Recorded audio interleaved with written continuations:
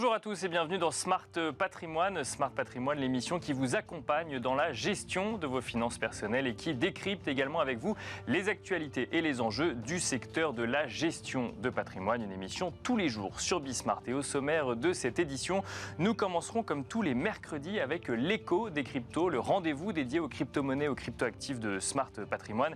Et en l'occurrence, nous aurons le plaisir de recevoir dans un instant Claire Balva, ancienne directrice de Blockchain Partner et à présent experte crypto indépendante, qui nous présentera le livre qu'elle a coécrit avec Alexandre Stachenko, Bitcoin et crypto-monnaie facile. Ce sera évidemment l'occasion de faire de la pédagogie sur cet écosystème frappé par l'onde de choc de la faillite de la deuxième plus grosse plateforme d'échange mondiale de crypto, à savoir FTX.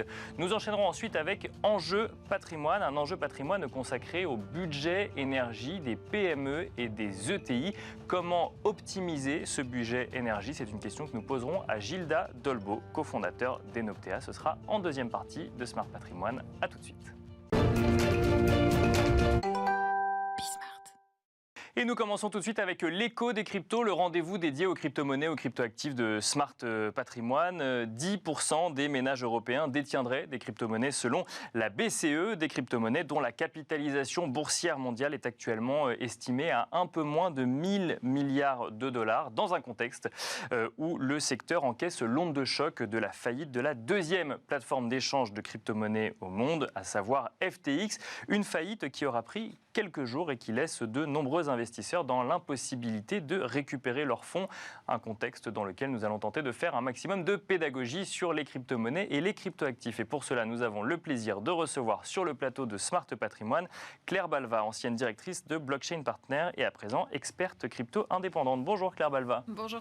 Bienvenue sur le plateau de Smart Patrimoine. Vous avez coécrit avec Alexandre Stachenko, avec qui vous avez également fondé Blockchain Partner en 2015, un livre qui fait de la pédagogie sur les crypto-monnaies, qui répond à un certain nombre de questionnements que tout le monde se pose, qui s'appelle Bitcoin et crypto-monnaie facile. Première question, avant évidemment de parler du contexte économique et de FTX.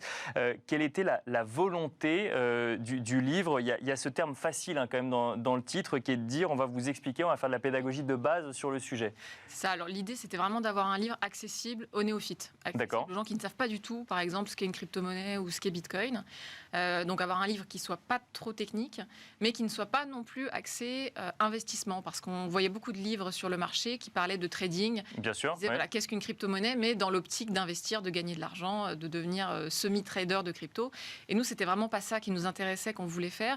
Nous, ce qu'on trouvait passionnant, c'était notamment les enjeux politiques et économiques qu'il y a derrière les crypto-monnaies et les changements qu'elles induisent en termes de modèles de société aussi. Et donc, on a voulu faire de la pédagogie avec cet angle-là, qui, en tout cas, on le trouve, est nettement plus intéressant qu'un angle purement financier et investissement. Ou spéculatif, c'est-à-dire d'avoir finalement un angle de que vont apporter les crypto-monnaies ou les crypto-actifs dans l'économie traditionnelle telle qu'elle existe aujourd'hui, c'est ça? C'est ça. Alors, le livre, d'ailleurs, commence par un premier chapitre qui est une sorte de mise en contexte sur ce qu'est la monnaie, à quoi elle sert dans la société, une sorte d'histoire de la monnaie, mais très pédagogique, pour expliquer aussi le rôle des crypto-monnaies dans un contexte de numérisation de l'argent. Bien sûr. L'argent qu'on a est déjà majoritairement numérique dans nos comptes en banque, et donc de voir ce que les crypto-monnaies viennent apporter dans ce contexte-là. Et l'idée, c'est vraiment de permettre à n'importe qui de comprendre de quoi on parle, parce qu'on trouvait finalement qu'acheter un livre qui explique comment investir avant même d'avoir compris, c'était problématique. Donc l'objectif de cet ouvrage, c'est vraiment de comprendre avec pédagogie ce que sont ces nouvelles monnaies, ces nouveaux actifs. Bon, justement, vous parlez d'investissement, donc effectivement, on va aborder ce sujet en lien avec la faillite de FTX, qui a eu lieu il y a quelques jours. Maintenant, ça aura pris 5 jours, si je ne dis pas de bêtises, à la deuxième plus grosse plateforme d'échange de crypto-monnaies au monde pour faire faillite. Il y a beaucoup d'informations qu'on peut trouver sur le sujet, certaines vérifiées, d'autres non vérifiées. On se souviendra simplement des échanges avec Binance au début, la vente d'un certain nombre de jetons Binance FTT de FTX, ce qui a commencé à créer une vague de panique, puisqu'on s'est rendu compte que FTX n'avait pas forcément tout dans ses caisses, finalement, tout l'argent de ses utilisateurs, ce qui a enchaîné une deuxième vague de panique. Et ensuite, FTX a fait faillite et la crainte était évidemment en lien avec FTX, mais en lien avec l'onde que ça allait pouvoir créer sur d'autres plateformes. Qu'est-ce que, selon vous, on peut apprendre d'un épisode comme FTX est comme une faillite en 5 jours d'une grande plateforme de crypto-monnaie. C'est une faillite en 5 jours, mais les problèmes ne dataient pas... Bien sûr, voilà. Oui, bien sûr. On s'en est 5 jours. Et donc c'est vrai qu'on se rend compte avec les derniers rapports qu'il y avait une défaillance organisationnelle très importante dans cette société, avec les fonds des clients qui étaient utilisés pour spéculer, pour prêter à d'autres sociétés, pour faire de l'achat immobilier pour les salariés, avec une défaillance comptable, puisque plusieurs des sociétés du groupe n'avaient même pas de service comptable. Donc on apprend vraiment que cette société était très mal gérée, avec des aspects frauduleux. Donc en réalité, c'est plus une fraude financière très classique qui se reproduit dans le monde des crypto-monnaies. Alors, on compare souvent ça à Lehman Brothers, c'est vrai qu'il y a des similitudes. Donc finalement, cette faillite, elle ne remet pas en cause les crypto-monnaies en tant que telles, au sens technique, au sens de ce qu'elles apportent. Elle montre tout simplement que par-dessus ces nouveaux actifs se recrée une industrie financière avec toutes les dérives des industries financières classiques, y compris des potentielles fraudes, des potentielles faillites de grandes institutions. Et donc, on voit les régulateurs aujourd'hui forcément se pencher sur cette situation. Et même un certain nombre d'acteurs de l'écosystème dire que ce serait pas mal, effectivement, qu'il y ait un peu plus de réglementation pour éviter que ça ne se reproduise. En fait, l'enjeu, c'est pas tellement une réglementation plus intense, c'est une réglementation plus harmonisée au niveau mondial. En Europe, par exemple, on a la réglementation MiCA qui arrive, dans laquelle on trouve des normes sur, par exemple, les réserves minimales que doivent avoir les plateformes d'échange. En revanche, cette plateforme FTX avait son siège social aux Bahamas. Et donc, il y a cette bien sûr, elle était régulée aux Bahamas. Voilà, bien sûr, encore une fois, comme dans la finance classique, d'avoir des plateformes qui ont un siège social dans des endroits régulés, ou en tout cas, si elles ont un siège social dans des endroits un peu exotiques du point de vue de la réglementation, que cela soit su par le consommateur et qu'il y ait des mises en garde. Parce que FTX n'avait pas de réserve, n'avait pas les réserves qu'elle était censée avoir pour pouvoir honorer les retraits de ses clients, c'est ça? Ou elle les avait, mais dans des jetons qui étaient un jeton créé par elle-même. C'est ça, il y avait 2 problèmes principaux. D'une part, elle utilisait les fonds de ses clients pour faire des choses qui sont interdites dans la finance traditionnelle. Donc, par exemple, spéculer sur certains produits financiers, pour faire des achats immobiliers, pour payer des choses aux salariés de la société. Et d'autre part, elle a mal géré ses réserves, puisqu'elle avait une partie substantielle de ses réserves qui était basée sur sa propre crypto-monnaie, qui était très peu liquide. Et donc, en réalité, elle pouvait évaluer ses réserves au montant qu'elle voulait. Mais elle était bien incapable de vendre ses jetons sur le marché puisqu'elle en détenait une trop grande quantité. Et en même temps, des jetons qui pouvaient être achetés par un concurrent également. Et c'est comme ça qu'on s'est rendu compte, effectivement, lors de la passe d'armes entre les 2 CEO, qu'on s'est rendu compte du sujet. Je rebondis sur ce que vous nous disiez, c'est qu'il y a quand même une idée, et d'ailleurs, vous l'expliquez très bien dans votre livre, il y a une idée, normalement, quand on achète des crypto-monnaies, ces crypto-monnaies ne sont pas ni dans ma poche, ni dans un portefeuille, mais sur la blockchain directement. Quand on passe par une plateforme, on s'attend normalement à ce que les crypto-monnaies soient sur la blockchain directement et qu'on ne puisse pas jouer avec cet argent pour aller faire de la spéculation sur d'autres actifs ou autres. Or, pourtant, FTX a pu le faire parce que FTX avait accès finalement au mot de passe des clients. C'est ça, c'est comme ça que ça marche. Les crypto-monnaies, effectivement, fonctionnent sur des blockchains, donc elles étaient sur la blockchain. Néanmoins, quand vous passez par une plateforme d'échange, c'est un peu comme quand vous passez par une banque, c'est-à-dire que c'est l'intermédiaire qui détient vos mots de passe et donc qui détient techniquement votre argent. Et donc ici, ce qu'on voit, c'est qu'FTX a mal géré les crypto-monnaies de ses clients. Et donc effectivement, si on veut une décentralisation totale et pure, ce qu'il faudrait, c'est, une fois qu'on a acheté ces crypto-monnaies sur une plateforme d'échange, les en retirer sur un portefeuille personnel. Mais ça nécessite aussi beaucoup de responsabilité individuelle vis-à-vis de ce portefeuille. Potentiellement, il faut acheter une solution comme un ledger, il faut savoir la paramétrer, il faut savoir la gérer. Donc c'est pas complètement évident. Et effectivement, beaucoup de gens n'avaient pas souhaité retirer leur argent d'FTX. FTX proposait aussi des produits avec des rendements intéressants, ce qui leur attirait des utilisateurs. Et donc aujourd'hui, on avait fait d'ailleurs un sondage en début d'année sur la manière dont les Français conservaient leurs crypto-monnaies, et on avait 2/3 d'entre eux qui les conservaient sur des plateformes d'échange. Alors, pas forcément FTX à chaque fois, mais dont FTX qui était la 2e plus grande. Donc avec un risque effectivement derrière, ou en tout cas une nécessité de faire confiance à l'opérateur en question. Mais exactement, et je trouve d'ailleurs que cette crise remet en valeur la décentralisation et les atouts de la décentralisation dans le secteur crypto, et remet en valeur des protocoles comme Bitcoin par exemple, dont le fondateur n'est même pas connu, et donc dans lesquels intrinsèquement on a moins de centralisation que dans d'autres protocoles. Et d'ailleurs, les bitcoiners purs, qui sont là pour l'idéologie, le côté politique aussi de Bitcoin, étaient très critiques vis-à-vis d'un Sam Bankman et vis-à-vis des plateformes d'échange comme FTX qui proposaient des rendements élevés, alors même qu'on était dans une période plutôt de baisse des cours. Mais finalement, ces bitcoiners, ces puristes étaient un peu coincés entre le reste du secteur et les institutionnels. Justement, ça pose une question de Bitcoin est-il gagnant ou perdant du contexte actuel? C'est-à-dire que d'un côté, on entend effectivement les maximalistes ou les bitcoiners dire ça montre effectivement que tout ce qu'il ne faut pas faire dans l'écosystème, et quand on achète ces bitcoins en propre, qu'on les conserve sur un ledger, globalement, on a raison, on est plus assuré. Et de l'autre, on a des discours, alors peut-être de gens qui s'y connaissent un peu moins, mais qui disent ça montre surtout que c'est un secteur très risqué et qu'il vaut mieux ne pas y aller. Donc, est-ce que Bitcoin sort grandi ou rapetissi de l'épisode FTX? Alors, il y a plusieurs choses. Déjà, sur les prix, effectivement, à très court terme, Bitcoin, comme l'ensemble du marché des crypto-monnaies, sort plutôt perdant, puisqu'on a là une chute des cours. Néanmoins, cette chute des cours, elle est possiblement temporaire. On ne peut pas présager de l'avenir. Bien sûr. Mais en tout cas, au-delà du prix, sur les fondamentaux techniques, Bitcoin est plutôt remis en valeur par son aspect décentralisé et par le fait que finalement, sur Bitcoin, on n'a pas cette folie, par exemple, des rendements à 6-10% qu'on a pu voir aussi sur certains livrets, sur certains produits d'FTX. Et les bitcoiners vous disent, mais l'argent ne tombe pas du ciel. On n'est pas là pour spéculer sur Bitcoin. Bitcoin, c'est là pour être résistant à la censure, c'est là pour être décentralisé. Et donc, il y a une valeur philosophique, politique derrière cette monnaie-là. Et finalement, tout le reste n'est peut-être qu'un casino géant. Quel avenir, selon vous, de l'écosystème crypto à quelques années? Alors, il y a effectivement l'épisode FTX, il n'y a pas que ça, il y a surtout cette idée que de plus en plus clair de dissocier spéculation et utilisation technologique. Aujourd'hui, quand on parle d'écosystème blockchain, on parle d'un écosystème d'écosystème crypto, on parle d'un écosystème financier basé sur une technologie blockchain. Est-ce que demain, l'avenir de la technologie et l'avenir des crypto-monnaies resteront liés, ou on peut imaginer un élargissement peut-être du secteur et notamment de la technologie? Alors, il faut bien voir qu'aujourd'hui, les crypto-monnaies sont déjà utilisées, par exemple, comme moyen de paiement, très peu en France, très peu en Europe, mais dans d'autres pays dans le monde où les monnaies nationales sont défaillantes. Donc, cette utilisation, elle existe déjà, même si pour nous, Français, elle est assez peu tangible. On peut imaginer qu'à terme, on ait une utilisation des crypto-monnaies accrue en France, mais aujourd'hui, effectivement, elles sont plutôt utilisées comme outil d'investissement. Je ne pense pas que la spéculation soit intrinsèquement mauvaise. Ce n'est pas forcément mauvais d'acheter certaines crypto-monnaies pour diversifier son épargne.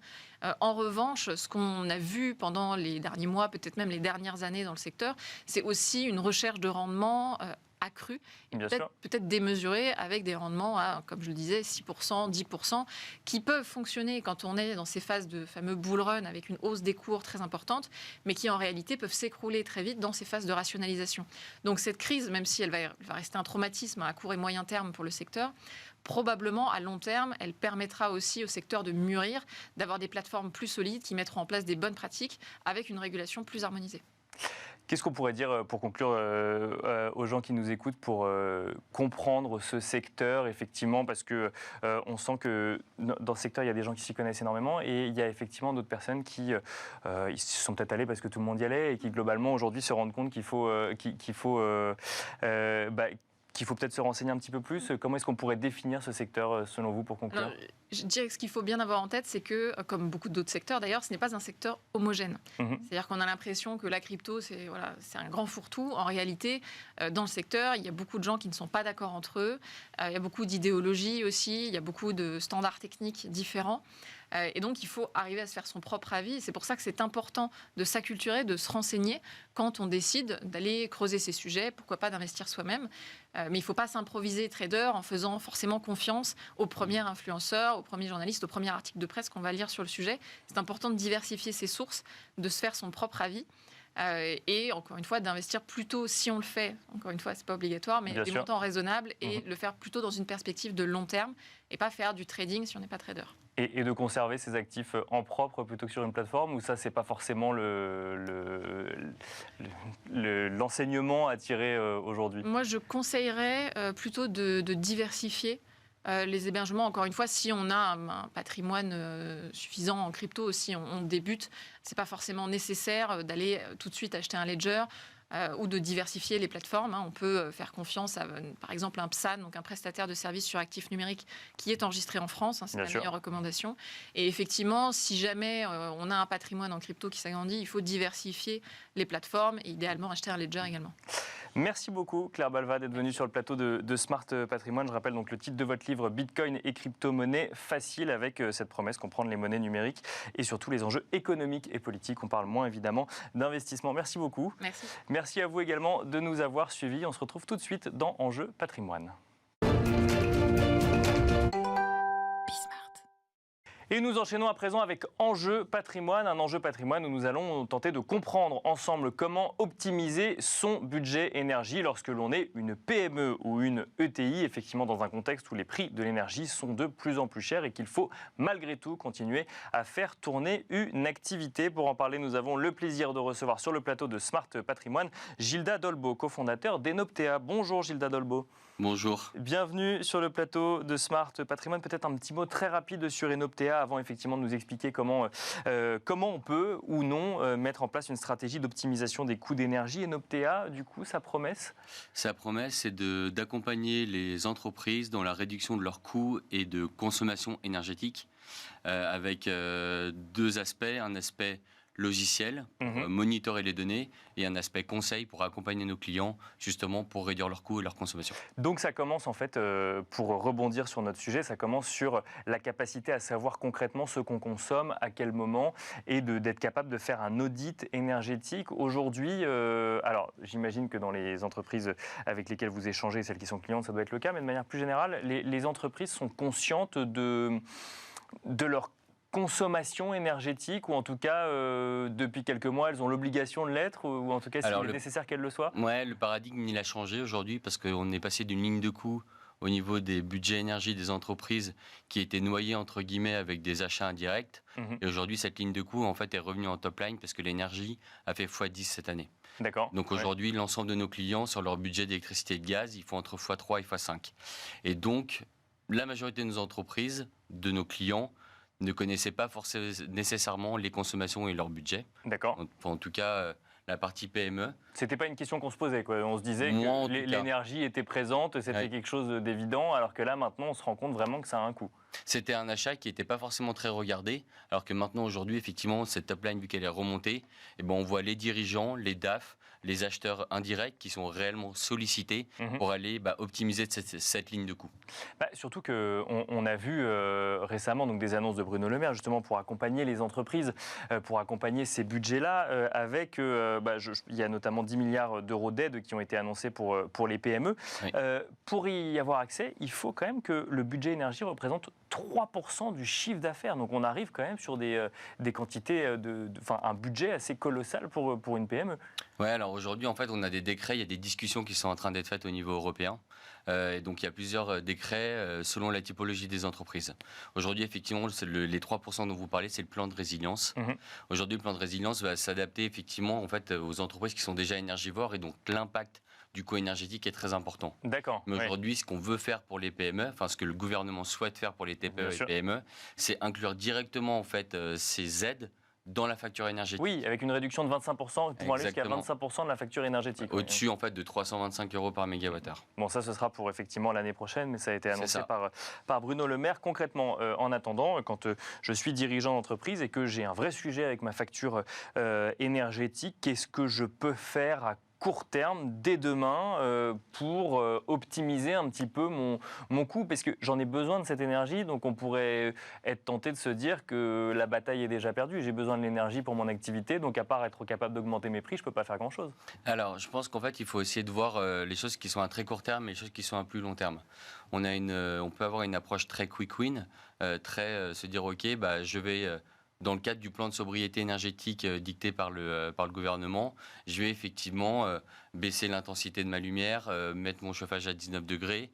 Ça, on parle des bâtiments tertiaires plutôt. D'accord, donc comme chez soi finalement, comme côté particulier. Assez, oui, de façon, j'ai envie de dire, et sensibiliser en fait les collaborateurs pour que justement, ils aient plus d'éco-gestes qu'avant. Sur la partie industrielle, on va plus être effectivement sur une réduction potentielle de la consommation avec une réduction de la production. D'accord. Donc ça, c'est vraiment très quick win si on Ouais. veut se dire, OK, d'ici à la fin de l'année. Mais bon, ça, c'est plus compliqué à faire Mais donc, parce que les industriels ont besoin de produire. bah, c'est ça, c'est qu'on ne peut pas expliquer à un dirigeant qu'on va Non. moins produire. Il risque de pas l'entendre, ça, pour le coup. Et donc, il faut mettre en place en fait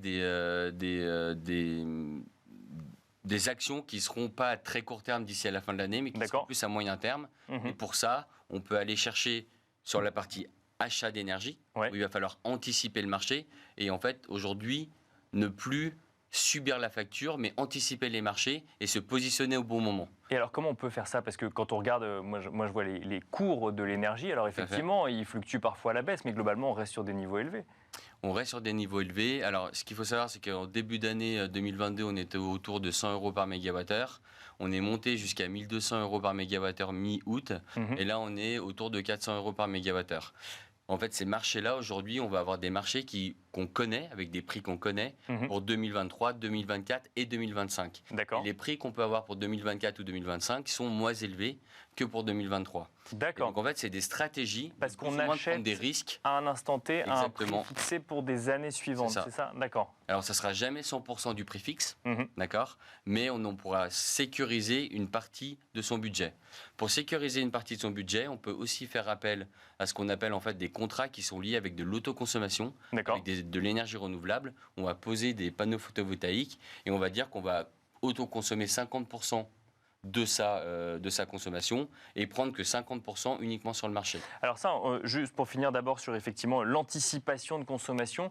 Donc comment on fait? Ça veut dire que c'est le DAF au sein de la PME qui va faire des anticipations d'achat d'énergie en fonction de la capacité dont on aura besoin pour la production, par exemple, de l'entreprise. C'est ça? C'est que En fait, on a quand même... le DAF devient trader d'énergie quelque part. Aujourd'hui, on a des clients où en fait le DAF a repris complètement le sujet et est devenu clairement, alors trader c'est un bien gros mot, mais en tout cas suit les marchés avec nous et se positionne au bon moment. Mhm. On peut se positionner en une fois, ou on peut avoir des stratégies plus complexes, où on peut aller se positionner en plusieurs fois au fur et à mesure de l'année D'accord. pour essayer de jouer au maximum avec le marché pour avoir un prix le plus optimisé. D'accord. Et ça, peu importe la période sur laquelle on achète de l'énergie tout au long de l'année, ou Exactement. il y a des Il bonnes faut périodes entre guillemets? Alors, on pourrait considérer qu'une bonne période, ce qu'on voyait historiquement depuis 10 ans, on avait des périodes entre mars et juin qui étaient plutôt des bonnes périodes. D'accord. Mais aujourd'hui, le marché il est devenu tellement fluctuant et complexe,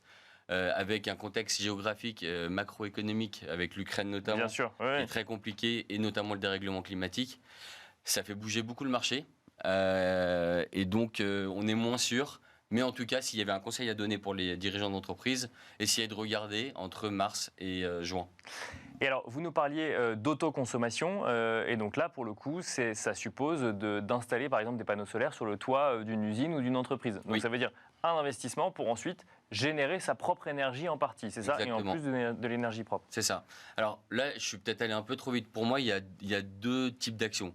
Il y a des petites actions qui vont permettre en fait, d'avoir des réductions de consommation de 10 à 15% uniquement en regardant la donnée qu'on arrive à collecter des bâtiments. D'accord. Donc uniquement des actions vraiment très rapides, retour sur investissement inférieur à un an, voire beaucoup moins, et qui permet en fait de réduire de 10% sa consommation. Et de réduire sa consommation quand on a des prix autour de 400 euros par mégawattheure, on peut déjà faire de belles économies. Bien sûr. Donc ça, Oui, c'est oui. le premier point. Surtout si on est passé de 100 à 400, c'est-à-dire que son budget énergie a fait x4 sur l'année. Oui, Exactement. complètement. Oui. Là, c'est en fait déjà avec le bâtiment existant, ce qu'il existe, comment on va réduire.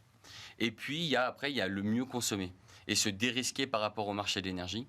Et le mieux consommer, ça va passer par la pose de panneaux photovoltaïques, la pose d'énergie renouvelable sur le parc, Mhm. ça peut être de la chaudière biomasse par exemple, ou il y a des entreprises qui proposent en fait des low-tech, et j'en pense une notamment qui s'appelle Cool Roof. Cool Roof, c'est on peint le toit en blanc. Ah, bah, alors ça, effectivement, Et c'est une idée qui revient initiative- souvent. Oui, bien Ouais, c'est sûr. une initiative portée par Time Force de Planète. Et en fait, ça permet de réduire sur certains bâtiments 90% de la chaleur. D'accord. On n'a même plus besoin de clim. Donc en fait, ça peut être des actions. Mais- Donc on a des actions pour nous en fait qui sont sans investissement réellement matériel et qui permettent de réduire 10 à 15%. Et puis on a des investissements matériaux avec les panneaux photovoltaïques, Cool Roof ou d'autres énergies renouvelables qui sont des investissements un poil plus conséquents, mais qui va permettre aussi de réduire la consommation et de mieux consommer. Et surtout que pour ces deuxièmes types d'investissements, ça suppose d'être propriétaire de ces murs quand même. Alors on peut le faire en tant que locataire, après il peut y avoir une discussion entre le bailleur et le locataire. Et après repartager derrière, j'ai envie de dire, le loyer ou avoir d'autres incentives justement pour avoir une performance énergétique. Pourquoi je dis ça? Parce que pour le bailleur, ça peut être aussi une valorisation de son patrimoine. D'accord. D'intégrer en fait justement cette partie. Oui, parce que l'angoisse d'un chef d'entreprise sera l'angoisse potentiellement du prochain locataire s'il y a besoin de changer de locataire. C'est ça. Et donc et le bailleur en lui-même, lui peut justement, si le chef d'entreprise n'est pas propriétaire, le bailleur peut dire ok, je valorise mon patrimoine immobilier en mettant justement, en isolant, en mettant des panneaux photovoltaïques et donc en fait justement intégrer son parc immobilier en fait dans une transition environnementale. Est-ce que vous constatez des grandes différences? On imagine qu'elles sont là évidemment entre une entreprise du secteur tertiaire dans les services où là effectivement le sujet c'est les bureaux, c'est l'alimentation d'un ordinateur ou autre et des entreprises industrielles où là on a des besoins en énergie beaucoup plus conséquents. Alors oui, il y a clairement des différences. Alors ce qu'il faut savoir, c'est qu'aujourd'hui, 45% de l'énergie finale consommée sont du secteur tertiaire et résidentiel. D'accord. Et 20% des émissions de carbone sont dues au secteur tertiaire et résidentiel. D'accord. Donc c'est quand même assez conséquent. Donc exactement. Donc il y a effectivement la partie industrielle qui est déjà où il y a beaucoup d'actions de la part du gouvernement et c'est très bien. On a vu Emmanuel Macron faire une annonce sur les 50 entreprises industrielles les plus émettrices de carbone avec des aides pour justement les aider à. Et puis il y a plein d'actions qui s'appellent par exemple des dispositifs incitatifs comme Décarbone Action. Donc en fait, c'est vraiment faire des audits rapides pour permettre justement aux PME et ETI de pouvoir réduire en fait leur impact carbone.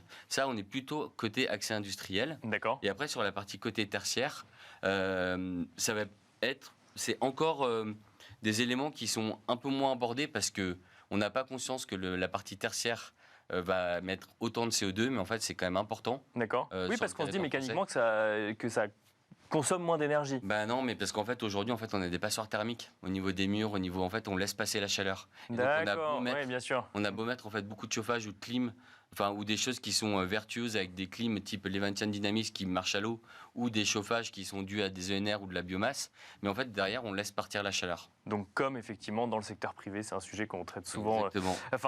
J'ai envie de dire dans le secteur privé, dans l'immobilier résidentiel, c'est résidentiel et tertiaire. Et tertiaire, ouais. C'est un sujet qu'on traite souvent. Dernière question très rapide, en quelques secondes. Qu'est-ce que, en tant que dirigeant d'entreprise, je peux mettre en pratique dès demain? Je commence par faire un audit énergétique, c'est ça? Alors, audit énergétique, moi je conseillerais collecter vos données, audit de vos données. Déjà rien que par rapport à la donnée, vous allez pouvoir savoir justement sur les bâtiments, si vous en avez plusieurs, les bâtiments les plus énergivores et derrière pouvoir entamer des premières actions qui vont vous mettre en fait dans cette partie transition énergétique et réduire votre budget énergie.